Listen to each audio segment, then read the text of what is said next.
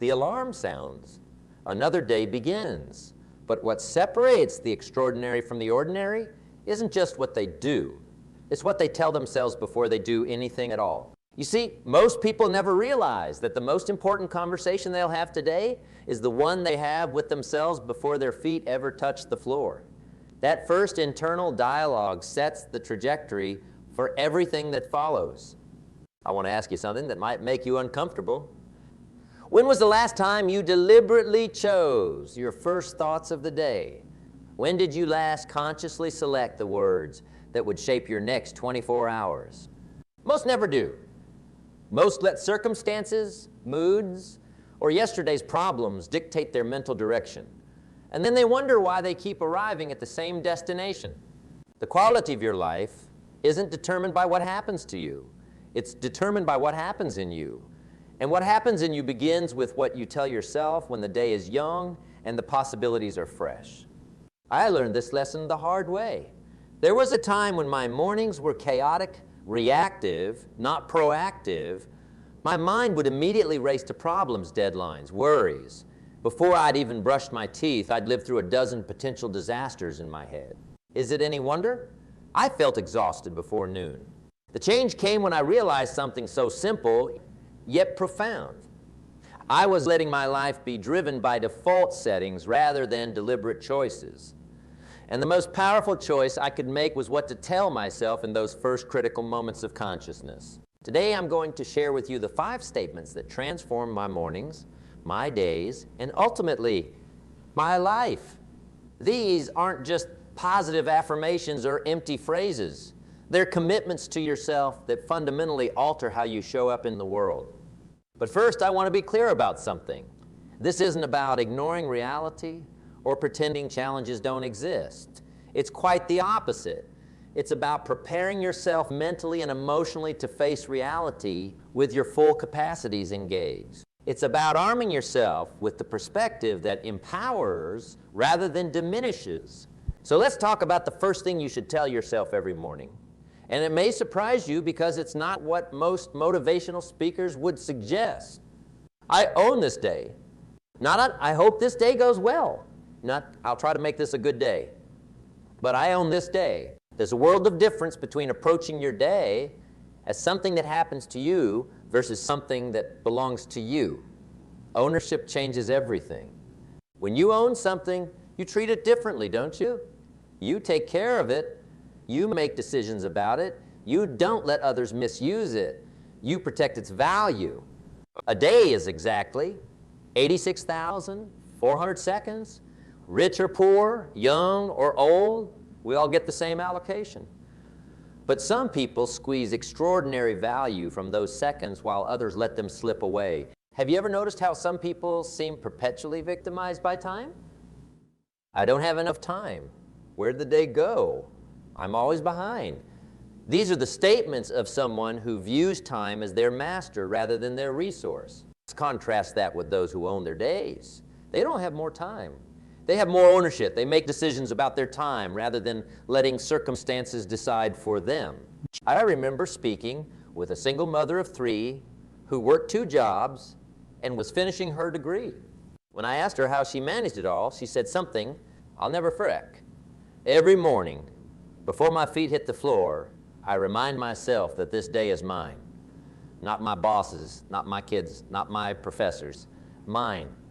And I choose to share it with them from a place of strength, not surrender it from a place of obligation.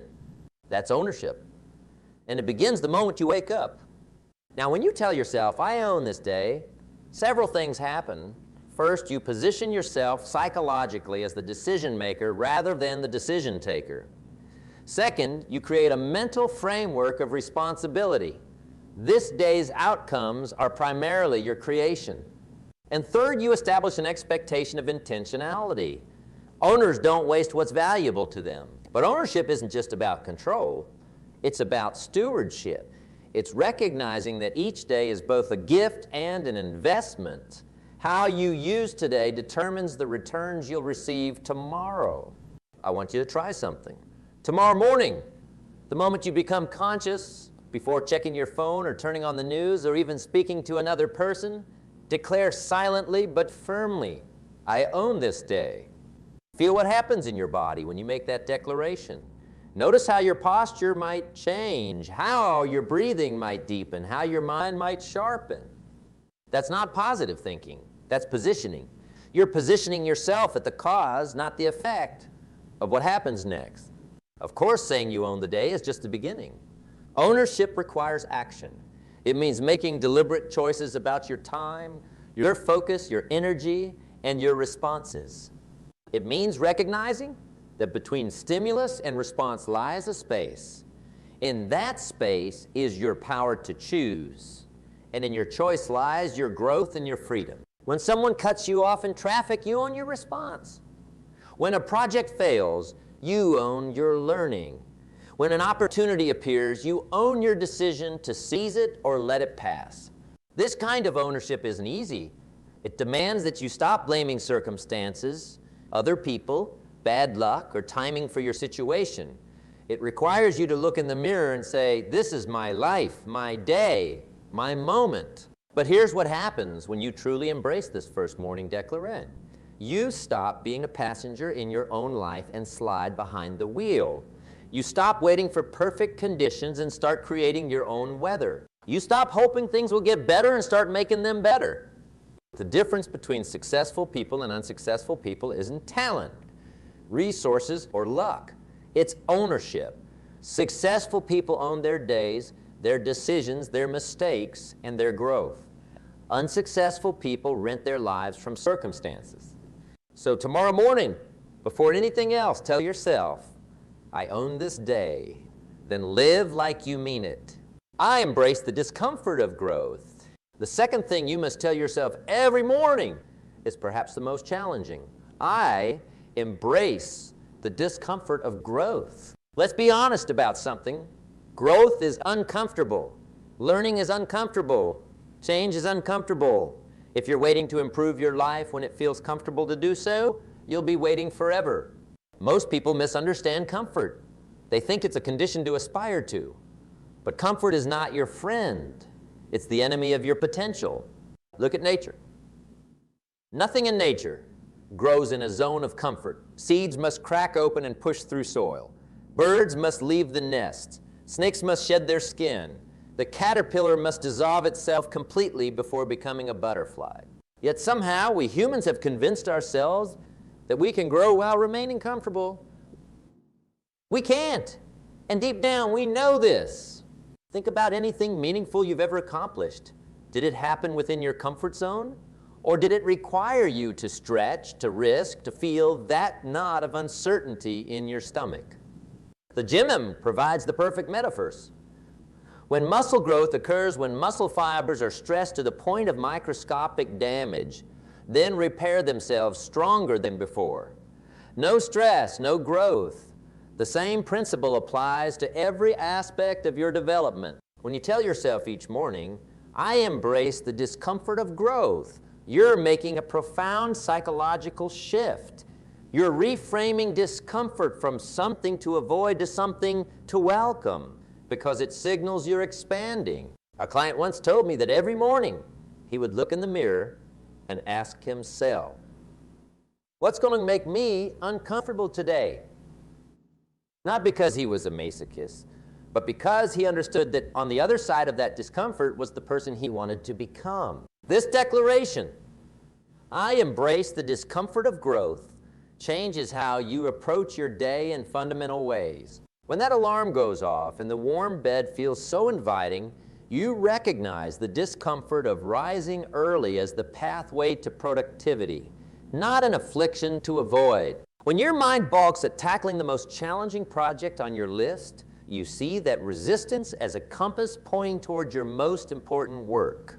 When the conversation you need to have with a colleague, a spouse, or a child feels daunting, you understand that meaningful relationships require the discomfort of honesty and vulnerability. Now, embracing discomfort doesn't mean seeking suffering for its own sake. It means recognizing that temporary discomfort in service of your growth is not just acceptable, it's essential. Too many lives are diminished by the avoidance of necessary discomfort. How many crucial conversations never happen? How many dreams die in the gap between intention and action because that gap is filled with discomfort? I've met people who've stayed in jobs they hate for decades because the discomfort of change felt greater than the discomfort of stagnation. I've known others who've remained in unhealthy relationships because the familiarity of dysfunction felt safer than the uncertainty of starting over. The tragedy isn't just that they suffered, it's that they suffered without purpose or progress. Comfort can be a cage we build around ourselves, bar by bar, day by day, choice by choice. Before long, the cage feels like protection when it's actually limitation. What could your life become if every morning you reminded yourself that growth and comfort cannot coexist? What might you attempt? What risks might you take? What changes might you make? I'm reminded of a woman who attended one of my seminars. She was in her 60s and had just started a technology company, an industry where she had no experience and where she was often the oldest person in the room by 3 decades. I asked her how she handled the steep learning curve and the inevitable mistakes. She smiled and said, "Every morning I look in the mirror and say, today will be uncomfortable, and that's how I know I'm still growing. Then I get to work." She understood something vital. The discomfort never disappears. You just develop a different relationship with it. You recognize it as the sensation of breaking boundaries, of becoming more than you were yesterday. So tomorrow morning, after you've declared your ownership of the day, tell yourself, "I embrace the discomfort of growth." Then watch how that declaration transforms obstacles into opportunities. Because when you no longer fear discomfort, you become unstoppable. I focus on what I can control. The third declaration that must become part of your morning ritual addresses, one of the greatest sources of frustration, anxiety, and wasted energy in our lives. It's simple but profound. I focus on what I can control. In this complex world, we are constantly bombarded with situations, news, and circumstances that affect us but lie completely outside our sphere of influence. The economy fluctuates. The weather changes. Other people make decisions we wouldn't make. Systems operate in ways we didn't design. And yet, how much of our mental and emotional energy do we invest in these uncontrollables? How often do we exhaust ourselves pushing against immovable walls? There's a fundamental law of effectiveness that too many ignore. Your impact is directly proportional to your focus on what you can actually influence. Think about a garden. A skilled gardener doesn't waste time worrying about last week's frost or tomorrow's temperature. They focus on what they can control.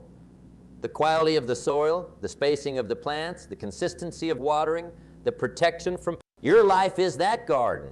And each morning, you have a choice about where to direct your precious attention and energy. When you tell yourself, "I focus on what I can control," you're establishing a filter for your day. You're declaring that you'll invest yourself where your investment can yield returns. This isn't about ignoring problems or being passive. It's about being strategic with your most valuable resources, your attention, your energy, and your effort. I once worked with an executive who was nearly incapacitated by anxiety over market conditions that threatened his industry. Every morning, he woke up checking the latest economic indicators, political developments, and competitor moves. By the time he reached his office, he was already mentally exhausted. And he hadn't yet done anything productive. I suggested a simple change to his morning routine. Before looking at any news or reports, he would take 5 minutes to write down what aspects of his business he could directly influence that day. Then he committed to focusing 8 of his energy on just those elements. The transformation was remarkable. Not only did his anxiety decrease, but his effectiveness increased. By concentrating his efforts where they could make a difference, he actually strengthened his company's position despite the challenging external environment. Now, focusing on what you can control requires honest self-assessment. We need to recognize the 3 concentric circles of our experience. The first circle contains what you can directly control. Your thoughts, your words, your actions, your responses, how you prepare. How you spend your time, what you learn, who you associate with. Asynchronous, what you can influence but not control. How others respond to you. The culture of your team, the performance of people you mentor, the outcomes of projects you contribute to. The third circle contains what you can neither control nor influence. The weather, the economy, most world events, other people's opinions and choices, the past. Effectiveness and peace of mind come from focusing primarily on the first circle, secondarily on the second, and accepting rather than fighting against the third. This morning declaration, I focus on what I can control, becomes a compass that directs you toward productive action and away from unproductive worry. When a project isn't progressing as planned, it guides you to ask, what aspect of this can I directly impact today? When a relationship is strained, it prompts you to consider, what can I contribute to improving this situation? When circumstances seem overwhelming, it reminds you to identify the one small step within your power. I remember speaking with someone who had lost nearly everything in a natural disaster. I asked how she found the strength to rebuild. But she said, every morning, I would ask myself, what one thing can I control today? Some days it was just my attitude. Other days it was making one phone call or filling out one form. But focusing on that one controllable thing kept me moving forward when everything else felt chaotic. That's the power of this declaration. It doesn't deny difficulties. It distills them down to what's actionable. Now, some might misinterpret this principle as an excuse for not caring about larger issues or not working towards systemic change. But that's not what we're talking about.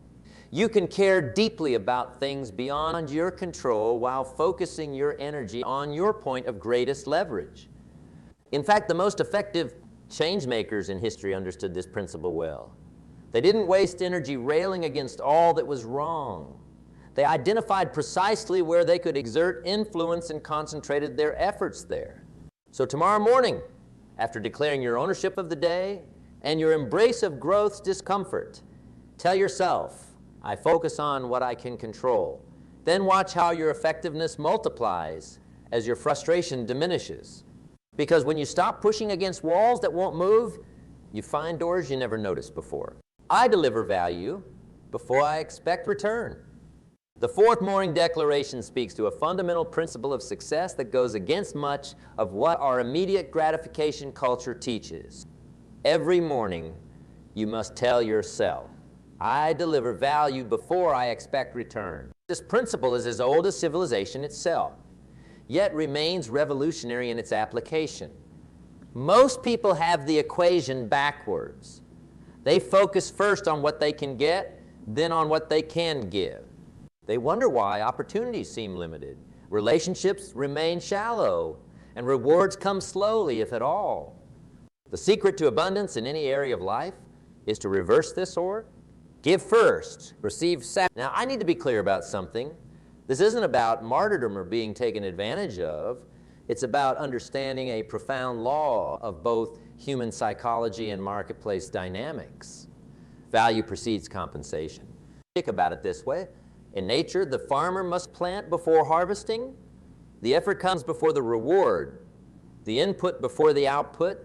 Yet so many approach their careers, relationships, and personal development with a harvest mentality before they've done any planning. When you tell yourself each morning, I deliver value before I expect return, you're programming your mind to seek opportunities to contribute rather than opportunities to gain.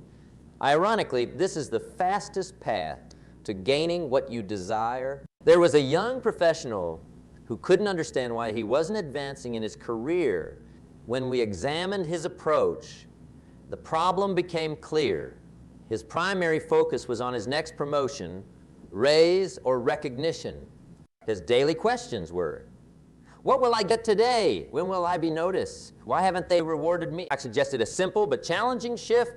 For the next 90 days, he would ask different questions. Where can I add unexpected value today? How can I make someone else's job easier? What problem can I solve that isn't even in my job description? The results were predictable to those who understand this principle. Within 6 months, he received the promotion he'd been seeking for 2 years. Why? because he became the kind of person the organization couldn't afford to keep at his current level. This morning declaration transforms how you approach every interaction and opportunity. It shifts your focus from extraction to contribution. In your work, it means consistently delivering more than is required or expected. Not to be a doormat, but to be indispensable. In your relationships, it means considering what others need before stating what you want. Not as manipulation, but as genuine service. In your community, it means volunteering your time, talents, or resources without immediate benefit. Not as charity, but as investment. The paradox is that by focusing first on delivering value, you actually position yourself to receive greater returns than if you had focused on the returns themselves. This isn't just philosophical, it's practical. Think about the products, services, or people you value most. Don't they all share this characteristic of delivering value beyond expectation? Aren't they all givers before they are receivers? I remember speaking with the founder of a highly successful company about his business philosophy. He said something striking. We never talk about how to maximize profits. We talk obsessively about how to maximize value for our customers. The profits take care of themselves. This principle extends beyond business. The most respected people in any field, teachers, doctors, artists, leaders, all share this orientation toward giving value first. But here's a critical distinction. Delivering value first doesn't mean never receiving. It means understanding the proper sequence. Plant, then harvest. Contribute, then collect. Give, then receive. When you reverse this order, expecting to receive before delivering value, you create resistance, resentment, and closed doors. Think about how you react to someone who clearly wants something from you before they've offered anything of value. The salesperson who launches into their pitch without understanding your needs. The acquaintance who asks for favors without building relationship. The colleague who wants credit before completing their work. Now contrast that with how you respond to those who first seek to understand, to serve, to contribute. Your posture changes, doesn't it? You open rather than close. You engage rather than withdraw. That's the power of this fourth morning declaration. It positions you as a creator of value rather than merely a seeker of reward. And here's what's fascinating. When you consistently deliver value first, you rarely have to worry about the return. It tends to come back multiplied, because when you become known as someone who consistently gives value first, you never have to worry about what you'll receive. I am grateful for what is while working toward what could be. The fifth and final declaration you must make every morning speaks to one of the most delicate balances in human psychology. I am grateful for what is while working toward what could be. This statement addresses a paradox many struggle with. How do I remain thankful for my current circumstances while simultaneously striving to improve them? How do I avoid the twin traps of complacent satisfaction and chronic dissatisfaction? The answer lies in understanding that gratitude and ambition are not opposing forces. They're complementary powers that, when properly aligned, create a unique state of motivated contentment. Most people fall into one of two extremes. Either they're so focused on what's missing or what's next that they never appreciate what they have, or they're so accepting of their current situation that they lose the drive to grow and achieve. Neither extreme serves us well. Constant striving without gratitude leads to emptiness, achieving goals but never feeling fulfilled by them. Gratitude without aspiration leads to stagnation, appreciating where you are but never becoming what you could be. When you tell yourself, I am grateful for what is while working toward what could be, you're establishing a psychological position of both appreciation and advancement. I remember working with an entrepreneur who was perpetually dissatisfied. No matter what milestone his company reached, he could only see how far they still had to go. His team was burning out from his constant pushing, and he himself was experiencing the hollow success of achievements that brought no joy. I challenged him to begin each morning by writing down 3 specific things he was grateful for about his business exactly as it was, not as it would be someday, but as it existed that day. Then, from that place of appreciation, he would identify the most important areas for growth and improvement. The shift in both his leadership and his personal fulfillment was profound. By finding gratitude for the present while still working toward the future, he created a sustainable approach to progress. His team felt both appreciated for their current contributions and inspired toward greater possibilities. This principle applies across every dimension of life. In your personal development, it means valuing who you are today while becoming who you aspire to. In your relationships, it means appreciating people as they are, encouraging their highest potential. In your career, it means recognizing current accomplishments while pursuing greater impact. Gratitude without growth becomes complacency. Growth without gratitude becomes exhaustion. Together, they create sustainable success. There's a powerful psychological reason for this morning declaration.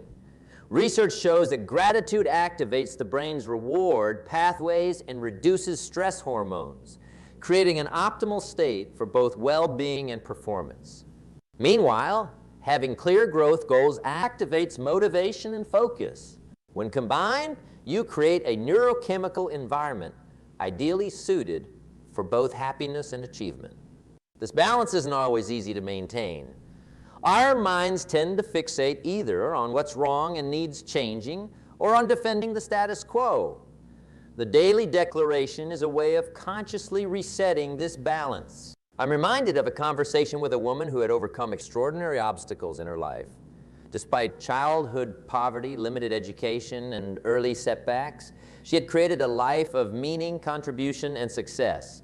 I asked her about her mindset through those challenges. She said, every morning, I would take a moment to be genuinely thankful for exactly where I was, even when where I was seemed terrible. I'd find something real to appreciate. Then I would look forward with determination, not desperation. Being grateful didn't mean I wanted to stay there. It just meant I wasn't fighting reality while trying to change it. That's wisdom. Fighting against what creates tension and resistance that actually makes positive change more difficult. Accepting what is while envisioning what could be creates flow and possibility. So each morning, after your first 4 declarations, tell yourself, I am grateful for what is while working toward what could be. Then identify specific aspects of your current reality to appreciate, alongside specific visions of what you're creating. Because the path to an extraordinary future begins with acknowledging the gift of your present. The power of your morning declarations. These 5 declarations, when made part of your daily morning ritual, have the power to fundamentally reshape your experience of life. They aren't magic spells or empty affirmations. They're positioning statements that place you in the optimal relationship with yourself, your circumstances, and your possibilities. Let's review there. I own this day. This positions you as the primary creative force in your life, not a victim of circumstances. I embrace the discomfort of growth. This reframes challenges as pathways rather than obstacles. I focus on what I can control. This directs your energy toward leverage points instead of limitations. I deliver value before I expect return. This establishes you as a creator of opportunity rather than merely a seeker of it. I am grateful for what is while working toward what could be. This balances appreciation with aspiration together. These declarations create a mindset of empowered progress, acknowledging reality while creating possibility. Now, there's something important to understand about these morning declarations. Their power comes not just from saying them, but from living them. They must move from your lips to your decisions, from words to actions. The gap between knowing and doing is where most potential remains unfulfilled. Many will hear these principles nod in agreement, perhaps even write them down, and then continue living exactly as they did before. But you have the opportunity to be different, to be among those who don't just consume wisdom but apply it, who don't just hear good ideas but embody them. What might your life become If these 5 declarations guided not just your mornings, but your moments, what might change in your work, your relationships, your health, your impact? The wonderful thing about personal transformation is that it doesn't require anyone else's permission or participation. It can begin with a decision, strengthen, practice, and compound through consistency. So tomorrow morning, when you first become conscious, before reaching for your phone or responding to any demand, give yourself the gift of these 5 declarations. Speak them to yourself with conviction. Feel their truth in your body. Imagine them shaping your coming hours. Then watch what happens, not just tomorrow, but as days become weeks and weeks become months. Watch how these simple statements, consistently embraced, begin to alter your decisions, your habits, your relationships, and ultimately your life. Because the extraordinary life you desire doesn't come from extraordinary circumstances. It comes from extraordinary thinking translated into ordinary days. And that translation begins first thing every morning with what you choose to tell yourself before the world tells you anything else.